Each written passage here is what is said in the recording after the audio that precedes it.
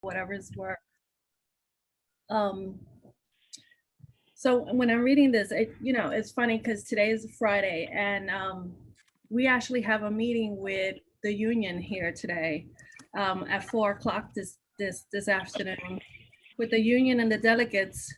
Delegates are our workers. The delegates can also be worker owners, right? Most of them are. But we have this meeting today because we're facing a challenge here at CHCA where it's getting more and more difficult for us to cover cases. And part of the challenge is that many of our workers are out on receiving unemployment, right? Because of this whole pandemic, what has happened. And since our employees don't earn a lot of money, they earn $15 an hour, many of them have found it more safe for themselves and for their families to stay at home and collect their unemployment check plus the extra check, right? And kind of wait out this pandemic and see what happens. And internally now we're facing a real challenge where our overtime, where we were averaging 2,300 a week, this last week was 23,000 in overtime because those that want to work are picking up more work. So, and thinking of trying to drill down the unemployment list, trying to, get out to our workers that we need them, we need them to be accepting the cases. We have a meeting today with the union to see how we can collaborate together and send out the message that, we need our workers back at their cases because we're losing a lot of money here.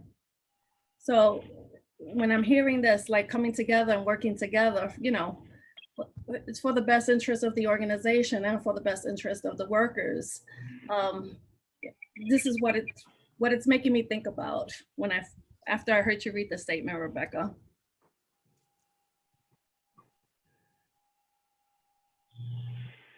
Thanks, Denise. Mm-hmm. Gary or Richard, does this bring up anything for you, for your ideals of what could be? Dennis?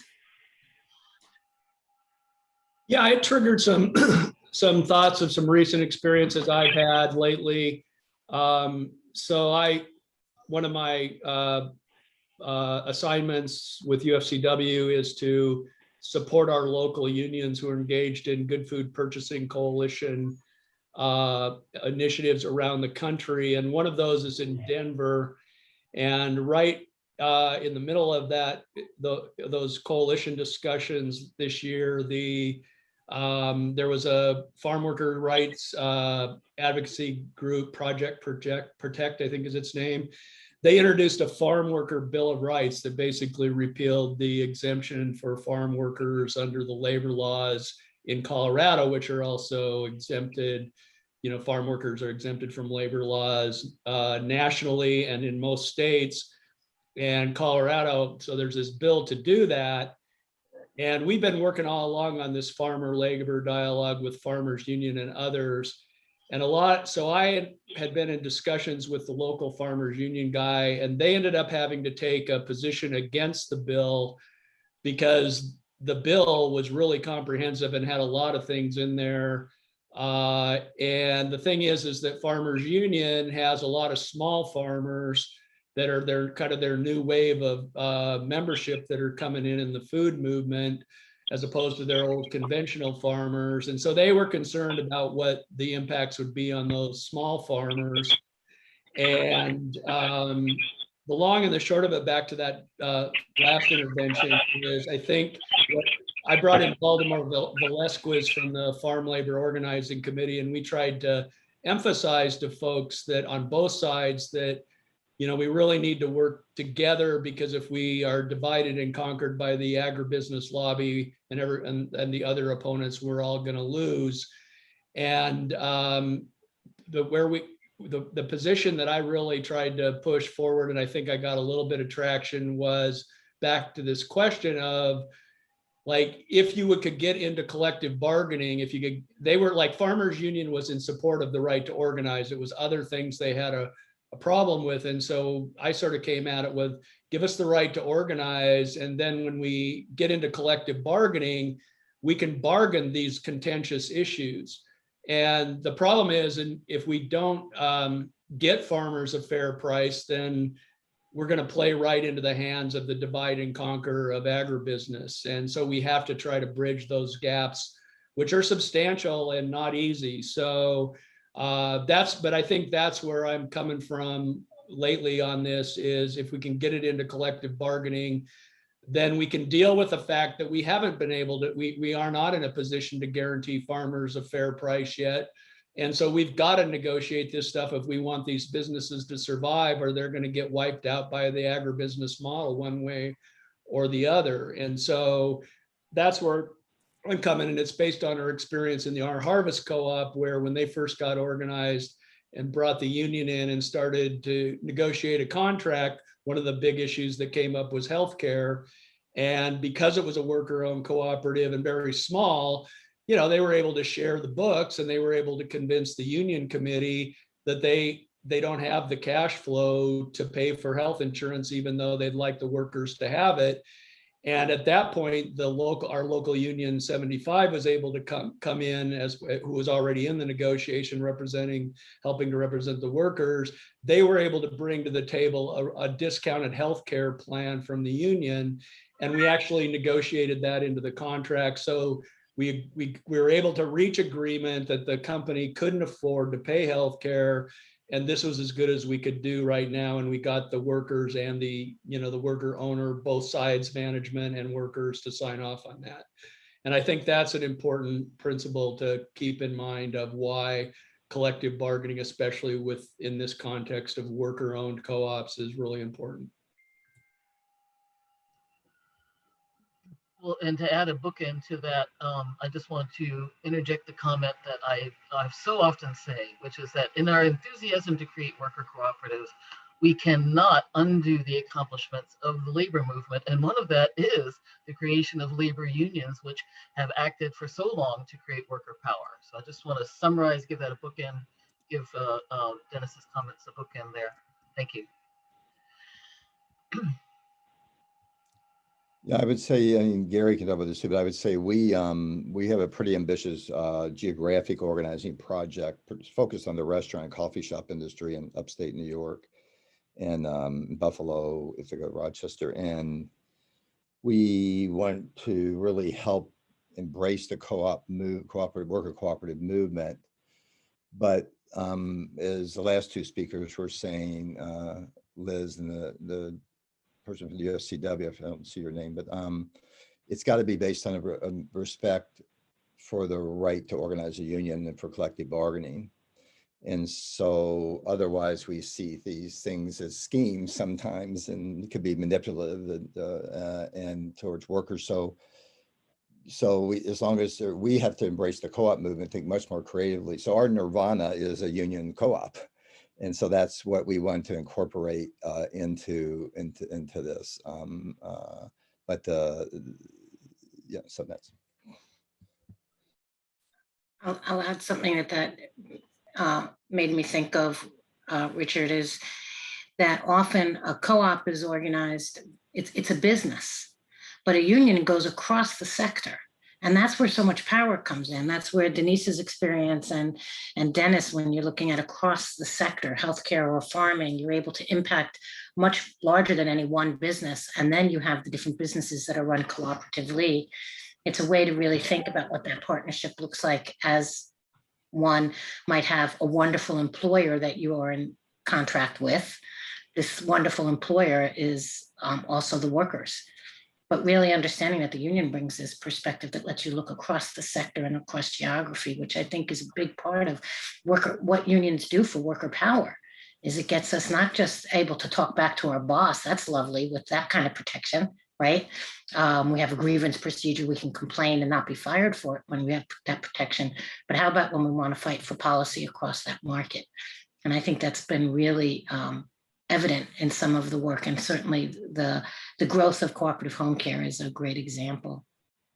I think the influx of the cannabis industry is going to be interesting and could apply here in big ways.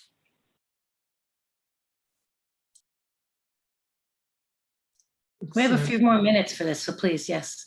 Yeah, I was going to say, I know we also want to include in this section some discussion about upcoming events. I think there is an event coming up through Rutgers, right? On June 25th, I forget the name of it, about, does anyone have information that we can put? There's still time to register for it. There is time to register. I was hoping that we would have Sanjay on this call. We can make sure to send something out to our list about it. And it's on union co-ops, so that'll be interesting for us. They've had a good Rutgers Labor Conference, and there'll be a section focused on on the union co-op model. It's from noon to 5 Eastern. Right. So yeah, maybe if someone can find the link and put it in the chat, that'll be great. Otherwise, I'll try. But are there any other comments about the statement or where we as a group should go with it? Otherwise, we can, I guess, reach over to Liz. I think Liz wanted to also give an update on the local labor task force update. We have time for Liz, and then any event updates for people. Just in terms of the statement, Ray or Ariana, I know that you've been really helpful in some of our joint thinking. If there's anything you'd want to add.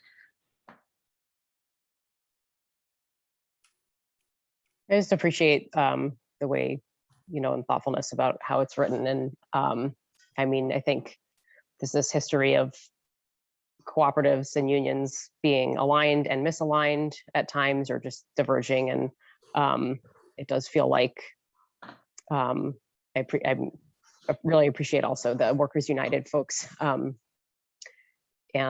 kind of the highlighting of the dangers of being misaligned. And I mean, my background is union organizing. And so I think, I tend to be aware of like the blind spots that workers' rights advocates from a organized labor perspective have about co-ops being really business centric, and then something happens that's disruptive or really damaging to union organizing, and it feels like, well, this is why. But it does make me hopeful to read something that feels more aspirational and almost like a mission statement about how these movements can be powerful and work together. And I mean, I also have this kind of personal opinion that unions as incubators of co-ops or being key pieces of starting co-ops can be a place where, well, obviously where there's more control. And so it's kind of appealing. Conversions, I think, can be more complicated, but I like, which is part of this Rutgers conference. I'll try to find the link, but the focus there too, I think, is going to be on unions as, unions looking at cooperative development as an organizing strategy, and even less so about just like typical organizing union workers, but just about like raising, models where workers have more asset control and ownership control over their work lives. So I like the idea of unions having ownership over the like generation and development of co-ops themselves. That's my thoughts right now. Exciting. Yeah, it's a neat moment, I think, that we are living in. So hopefully this continues to grow. And Liz, do you want to give a quick update on your work in Los Angeles? We met the outreach local labor union outreach task force met and devised a plan, and is implementing that plan with a series of workshops that will be given, directly to local labor unions, not necessarily going to the international first, but starting first with the labor union locals. That's about the update. Did you want to add anything to that, Rebecca?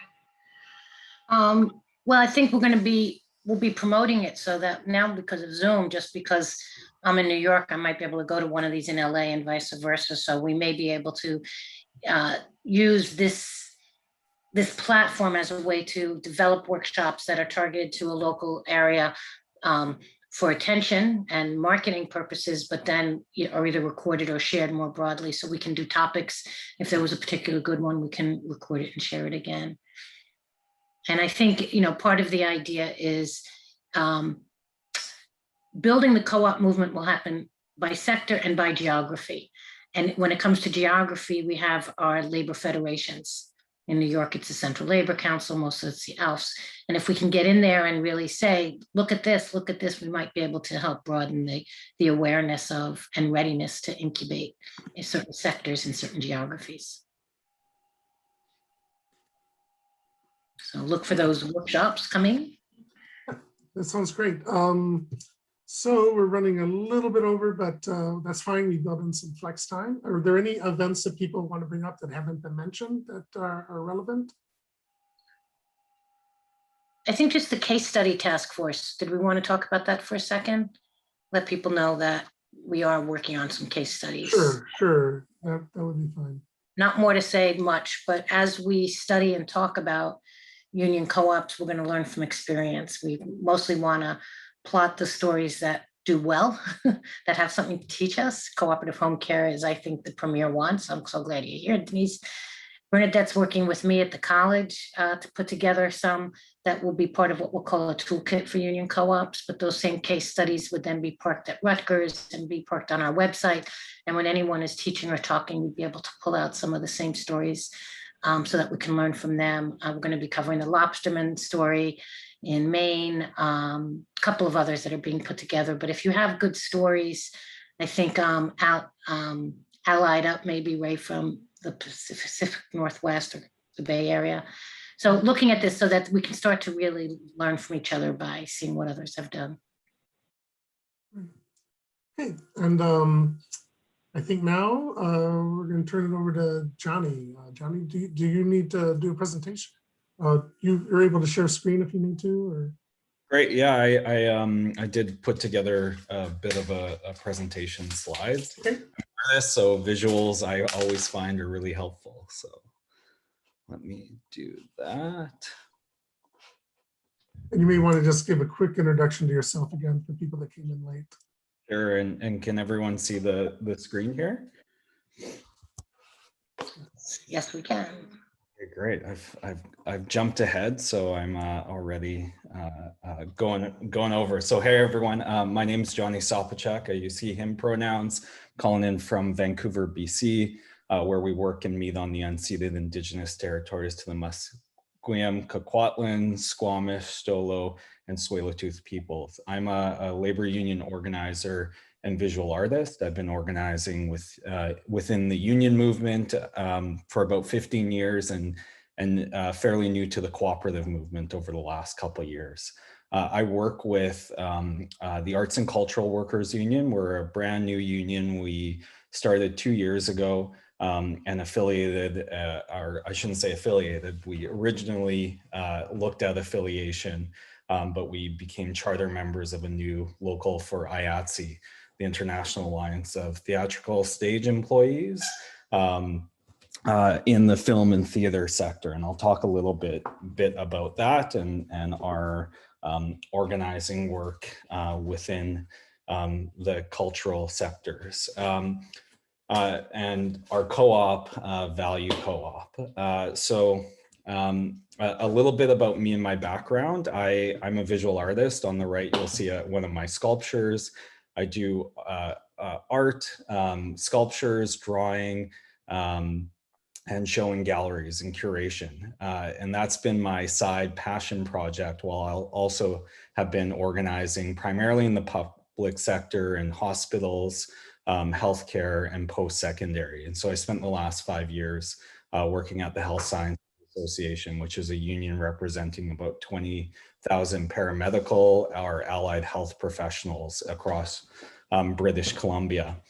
This project that we started organizing here in Vancouver was an arts organizing project, and it came about through a series of conversations with visual artists who were dealing with exploitation, low wages, precarity in the visual arts sector. And we were very lucky to get a grant through the BC Arts Council that allowed us to look at arts activism projects, cooperatives, collectives, and unions across North America. And these were just a couple of the ones we studied and met with. Valu Co-op is a collection of freelance artists, and we are a workers co-op. These are just a few of our members. We started out with 4 people and have grown to now we have 35 artists working through the co-op. So we have worker owners. Sorry, my pit bull just got a very new squeak toy, and he decided that right now, as I was about to start talking, now was the time to play with that. So we're gonna lose that now. Sorry, Peavy, I know you really want that. So these are just a few of our members. I put in the cupboard, and now he's scratching on the cupboard. So these are just a few of our members. Shira Ansman is an incredible illustrator and animator. David and Jen, who you're going to meet later in this presentation, are incredible media artists. Laura Gaisler Cuthbert is just fantastic Indigenous facilitator. And we got together and started having conversations about how to deal with precarity in the arts sector. So Valu Co-op was born from those conversations, and we had a vision and purpose. It's an activist organizing project to start, and the goal was to end exploitation of artists by creating living wage jobs for arts workers. So we had 3 projects we started. One was to form a unionized artist worker co-op to provide that sustaining jobs. The co-op acts as an arts worker center, an organizing hub, and to launch an artists union. So we started in February 2019 doing project development researcher. We had our founding meeting of the Arts and Cultural Workers Union in August of that year. Our studio was set up in December 2019, and we were very lucky to get financing through our local credit union, and we launched in March of 2020. I've kind of blacked out that period because that was also when the pandemic hit Canada, so it was a tough time to launch a new co-op. But because of the co-op model and our union support, we were able to weather that storm. We launched publicly. This is our kind of our storefront, our public facing space. And this is us in our studio. So Valu Co-op is a for-profit business. We operate as a social enterprise. We have a commercial print shop. We do tote bags, screen printing, button making, stickers, and we work with social justice organizations, primarily unions, or who buy from us and purchase from us. That's our studio, which is a huge part of our organizing model. So we produce high quality, sustainably made campaign materials and creative services. Some people call that swag. We reject that. We talk about that being campaign and merch for social justice organizations made using ethical production processes. So these are just some of the work our members do. We've done a number of community partnerships with a doula collective off of Vancouver Island. We've worked with Indigenous Women Outdoors and a number of a significant number of large unions in Vancouver. And we particularly, our business model was built on a union procurement model. So we have worked with about 15 labor unions here in British Columbia, including our Provincial Labor Federation. We've done mask making projects, graphic design projects, t-shirt projects, and it's been very interesting for me. I'm also an educator with the BC Federation of Labor Organizing Institute. And it's been interesting to see that through that procurement model, it's been an education space for unions on the cooperative model. And it's generated a lot of interest in that. Our politics, our members' politics is at the core of Valu Co-op. So we talk a lot about being an anti-capitalist business structure, and that is a very important piece for organizing in the arts community. And we're also a community-based initiative, and we do a number of community projects. So David and Jen are going to talk really briefly about some of the community work we're doing through Valu.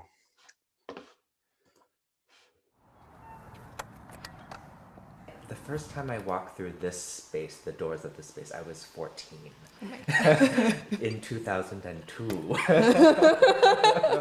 David was a candy raver at the time. I was. And Kat Dodds, who now lives upstairs, but she started Hello Cool World to do social justice campaigns and communications in the community. So Valu Co-op's in the Lim Association building in Chinatown, and the Benevolent Association buildings were organizations that basically brought over indentured Chinese laborers to work on the railroad. So it has a really significant history. The building's really cool too. You can see a lot of the architecture that reflects a lot of the racial history too. The building is actually two kind of like stuck together, because when the original people who built this building, which was the Chinese Empire Reform Society, they wanted to expand, but it was illegal for Chinese people to build past Shanghai Alley. So they just built sort of an illegal second building. So you can actually see the division on the outside of the building. Amazing. And I just found out this recently, Dr. Sun Yat-sen actually used to deliver his sermons, if you will, in the alley there, just behind there. So it's such an interesting, significant history. The Lim Association was specifically said that they wanted to support the arts and culture community. And yeah, just I've known them, the board, for a very long time. And so they invited us to be in this space, and we're just so excited to be here.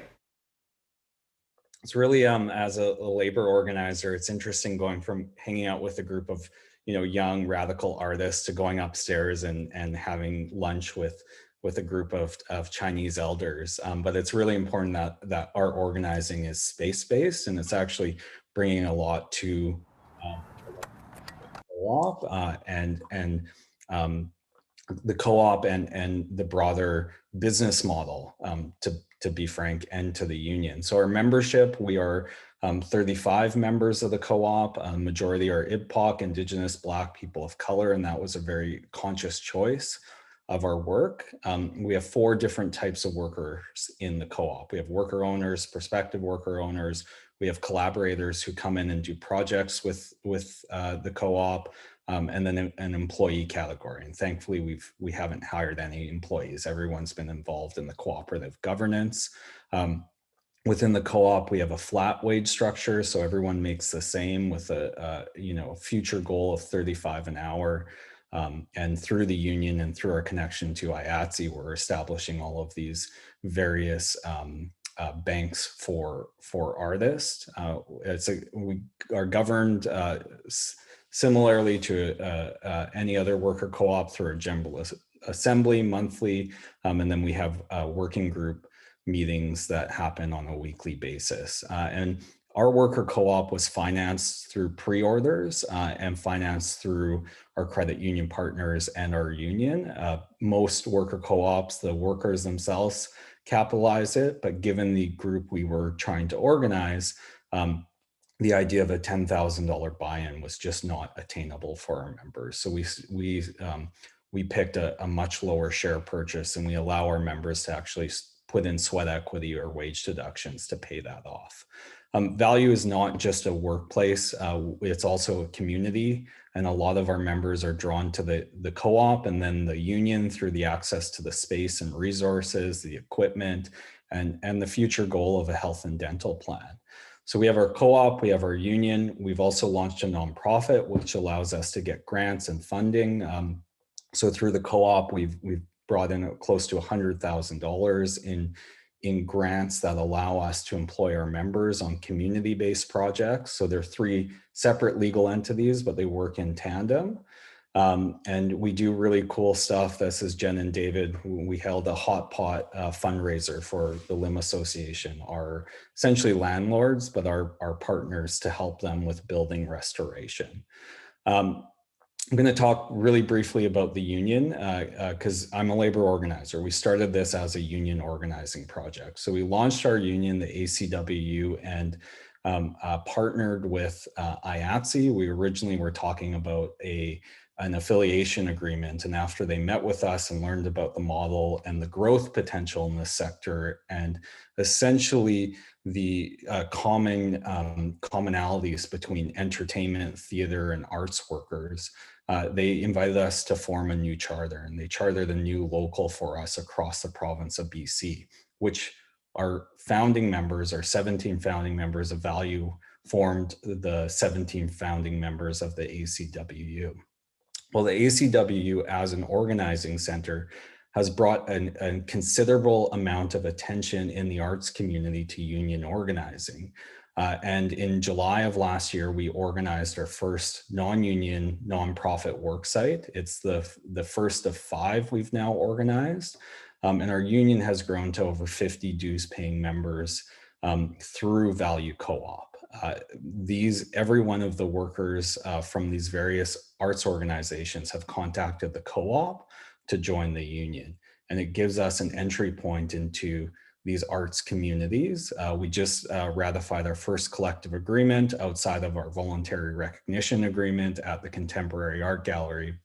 And at that organization alone, we saw an average wage increase of 17%. Some of the workers there in their first year saw a 37% increase. So it's been transformational in the arts community.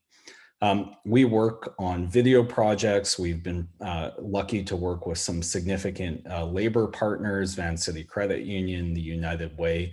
And those contracts we talk about as mutual aid. They provide work opportunities for freelance artists. So in 2020, during the height of the pandemic, most of our services were built on people-to-people interactions. We lost about $100,000 in business overnight because of the pandemic.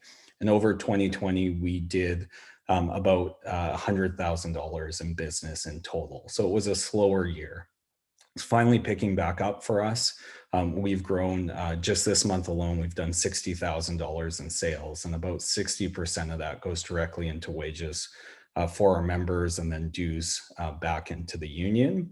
And that has started a co-op ecosystem approach through Value. So this is Gigi, one of our newest members to the union. Gigi was, and I share this story with permission, Gigi was a cleaner in the commercial sector who was laid off due to the pandemic. She started producing masks out of her apartment to pay her medication costs. We connected with Gigi through a community partnership with Mutual Aid Coming Together Vancouver, invited her to sell her masks through the co-op. In the first week that we launched her masks, she sold 200 of them. This following week, she sold another 200. And then we got a large order request for 4,000 masks from an IATSE local. And that allowed us to launch our second co-op through a partnership with IATSE 118. And it is composed of about 20 out-of-work costume shop professionals from the theater industry. And that co-op alone, the new Vancouver Sewing Labor Union co-op, we've done about $30,000 in sales, and $22,000 has gone directly into the pockets of other work costume shop professionals who have not been able to work because of theater shutdowns. And that co-op is now starting to do projects on their own. So VSLU was incubated. It provides our materials, masks, tote bags, lunch kits to Value. And what we're seeing now is there's an ecosystem developing around Value. So we have 4 other co-ops currently being incubated. We have a group of film artists, photographers, designers, sound editors working in the film industry. And we've been really lucky through our nonprofit to get a $100,000 grant through the Vancouver Foundation to help expand the union cooperative model outside of Value in the art sector. And that leads me to the kind of final point of this presentation on another initiative that we've been working on. Because value has been so prominent in the union community here in Vancouver, we've been contacted by reps from UFCW, Move Up, and the steelworkers with interest in developing union co-ops here in BC. So we're launching another initiative based on the work of the Western Labor Worker Co-op Council that no longer exists, but it was a partnership that our executive director, Hazel, and the Canadian Labour Congress launched probably a couple years ago, about a decade now. Didn't get the take up that they needed to see from labor, but it was a common table to start cooperatives. And we're really basing our organization off of the work of Co-op Cincy and the LA Co-op Initiative. So we're launching the Union Cooperative Initiative. We have 4 unions who are fully on board. We have endorsements from the BC Federation of Labor, and we're really using this as an incubator space to help create union cooperatives in a variety of sectors and use it as an incubator to help grow and build unionized cooperatives, whether they're worker co-ops or platform co-ops. So some of those co-ops that Value is helping start are now being transferred over to the UCI for those incubation services and growth services. One of the other co-ops we're getting ready to launch is Translators Cooperative through our professionals union. My entire presentation, so I'll stop sharing the screen and then happy to answer any questions and chat more about the work we're doing. And thanks very much for having me. Thank you. That was very impressive. I kept thinking nothing succeeds like success. I remember some of the struggles Hazel talked about with the former organization, and it's really exciting to see what's happening there. So yeah, let's open up. We have a few minutes for questions, if anyone has, or comments. So if anyone wants to unmute and simply speak, or otherwise we can start a step in the chat. Okay, jump Gary, in. go ahead. Yep. Okay, Johnny, I don't know if earlier in the presentation, you talked about I believe it was in the context of funding, you spoke about like your credit union, but did you also say the union itself, IATSE, helped with costs? Yeah, so getting started. I'm sorry, go ahead. Yeah, absolutely. So Value Co-op as an entity cost about $150,000 to get off the ground. It's a capital intensive to build a screen printing shop. So we got a $50,000 loan from our credit union, and then we got a series of pre-orders and grants. And one of those grants was through our union, IATSE. So they paid for legal services to help us get off the ground. They also helped with some pre-orders as well.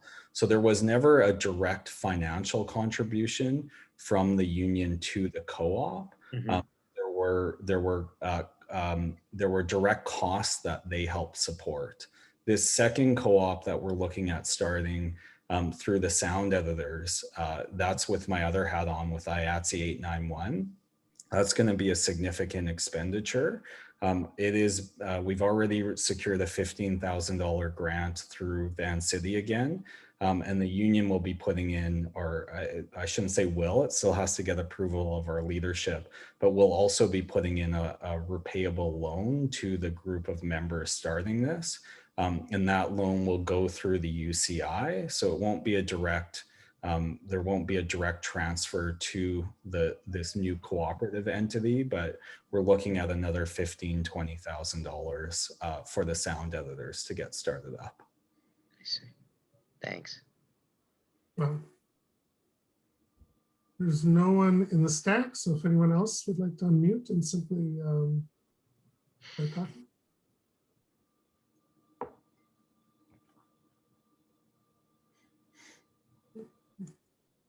Thanks so much for the presentation. It was very inspiring. Just for my note-taking responsibility, I missed the name of the organization, the Canadian organization that you guys were basing the co-op incubation model off of. It was called the Western Labor Worker Co-op Council. And I'll share the presentation as well, so folks will have access to this. And that was connected to the Canadian Worker Co-op Federation, right? Yeah, and I'll just say for our union, for IATSE, we're actually looking at this. I think I can't remember who made the comment earlier, if it was Liz or someone else, but Rebecca possibly, around a geographic-based organizing model. This is very much a geographic-based organizing model. We're working with our international union, IATSE Canada, about incubating co-ops based on the value model in Toronto and Halifax, potentially Winnipeg as well, because we do see an ecosystems-based approach, and hopefully some similar co-ops in the United States, because it's actually surprised me at how many local organizations outside of the labor movement have also been purchasing from the co-op, and it provides us with an entry point in organizing into various communities. So we really do see this as a long-term project that can just be picked up and taken to city.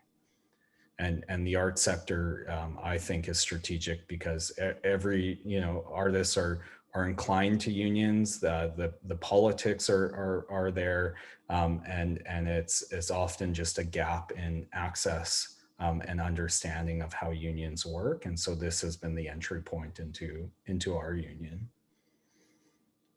Has IATSE locally or more broadly looked your way? And to say, I'm curious how much the union leadership or different pockets of union leadership are looking to say this is a way to expand our sector. Yeah, so the Valu Co-op as the proposal and as a part of our charter went to the International Executive Board of IATSE. So it was endorsed by our international president, Matt Loeb. The international leadership in the US is not as integrated into the co-op model as an organizing model as our Canadian office is. So it's still a fairly big learning curve for them. Our local, our Toronto-based office and our international president, John Lewis, he flew out to meet with us and came to the co-op. So he has a really strong understanding of the model. Translating that to other as an organizing model for other locals, they haven't yet made the leap. They haven't yet seen that work. So we're really hoping that with IATSE 891, so we have a group of sound editors that were brought into membership, but who have not received any work under the collective agreement because they're hired as independent contractors. By forming a co-op that has a voluntary recognition agreement with our union, we hope that will be the next step in demonstrating that this model is transferable in a variety of sectors. You look at stagehands, you look at extras, casting directors, film industry, theater sector, it's huge. So the pandemic really slowed down our ability to grow the model, but I'm hoping by this time next year, we'll have a couple locals across Canada specifically working on co-op initiatives. I think there's a real deep dive to be done into procurement strategies. I know locally in New York, we've looked at this. How do you have requirements for procurement that may benefit historically, minority and women-owned businesses, but how do you have a procurement strategy for the union dollars that are being spent to their cooperative businesses is very interesting. Yeah, and that's more about that. That is the model that it actually came from our provincial labor federation, the BC Federation of Labor, on difficulties member unions were having accessing translators and accessing interpreters, especially on membership initiatives or organizing campaigns. So it was the director of organizing who has actually helped start to bring together that group. And through the UCI and our partnership with Move Up, it's a professional office employees union. We're looking at starting the Translators Co-op with a direct mandate to service labor unions to start. We're also very lucky here in British Columbia that we have a labor government. The BC NDP is our provincial government under a majority government, and we're working on some significant funding initiatives into the sector, and union cooperatives is one of the major focuses, along with Indigenous cooperatives as well. It really does show what it's like to have at least one non-corporate party getting power. Yeah. Like the US. That's really exciting. Are there any other questions or comments? I think this is really exciting. I think there's a lot we can learn from it, and hopefully we can work some of this into our case studies. I think it's a great lesson for the US unions that supporting co-ops can really pay dividends, and just seeing the growth that's happened is amazing from this work. Yeah, and happy. I mean, we're happy to share any of the information. The co-ops and the organizing, directing to the co-ops is bringing in about $3,000 a month in dues to the union. So for more business focused unions, we can already show that you know, I reject the business unionism model, but you know, we can play that game, and we can show that the co-op has already turned into surplus, not only in the membership capacity it's bringing in, but it's paid itself off, and now it's generating more resources for the union. That's great. All right, well, we have about 7 minutes left. So yeah, I don't know if there's anyone that hasn't had a chance to speak or would like to add something. Now is a great time. Otherwise, we can kind of move to wrapping up. Rebecca, Jay, I saw your hand go up. Oh yeah, I was just gonna say thanks a lot, Johnny. It was great presentation, and I really like because you know we've got a contracting co-op, so we're in a design side to that. But I like the membership model because we experience a similar sort of thing, at least in painting and carpentry in the residential to light commercial industry here in Milwaukee, where you know people kind of come and go. So I like the flex, like kind of almost like considering like a flex option of membership, or like a different tiered sort of membership idea that y'all have up there is great, because you know, a lot of times people want to come, they want to work for a few months and then go on to other projects, but still be connected. And I think it's a great way to do that.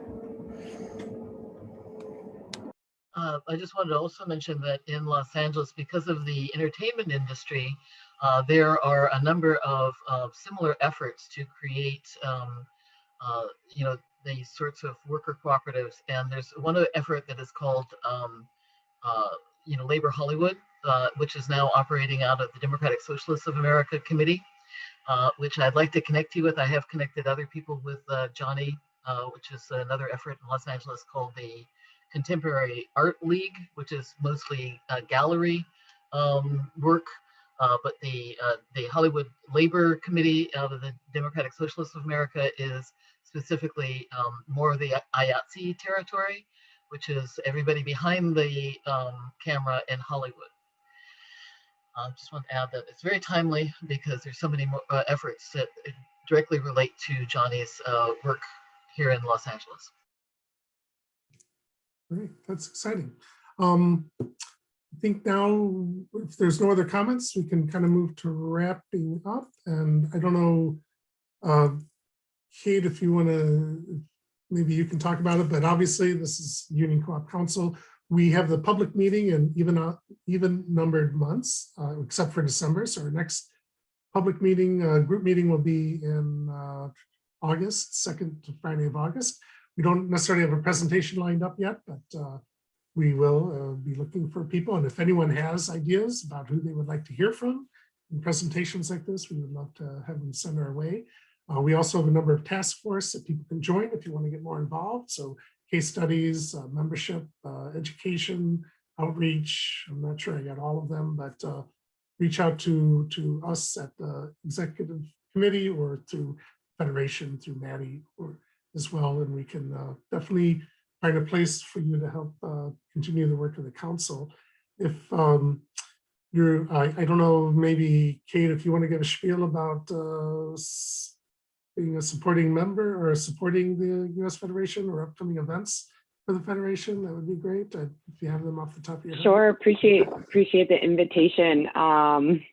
I think one of the main things, I mean, I know most folks here are on the union side, but we are currently running our biannual worker co-op census. So for the worker cooperatives in your network, please send that link. I'll put it in the chat real quick, but that's a biannual census that we do to be able to collect data on our worker cooperatives and inform a lot of the work that we do throughout the year, both in public policy advocacy work, as well as in informing our programming throughout the year. So please do send that out to your networks. We're asking folks to fill out that worker co-op census by June 30th. So that's the big project on the table right now. And then of course, we are always welcoming in sustainers to the work that we do here at the Federation and supporting the growth and making sure our worker co-op movement is sustainable. So you can donate online to that. And if you are part of a worker cooperative or a project that is incubating co-ops or doing startup work, you know, you can always join as a member, a full member of the U.S. Federation of Worker Co-ops. And I'm the membership coordinator. So you can email me about any of those things at membership@usworker.coop. Or check out our website at usworker.coop. Yeah, I think that's all. Thank you for the invitation. All right. Well, thanks again to our presentator, Johnny, from British Columbia. It was an excellent presentation. And thank you all for joining and participating and helping to build our union co-op connections. And have a wonderful weekend. And we will see you all soon. And thank you, Johnny. Thanks. Thanks, Johnny. Nice to see you. Take care. Bye, everyone. Bye.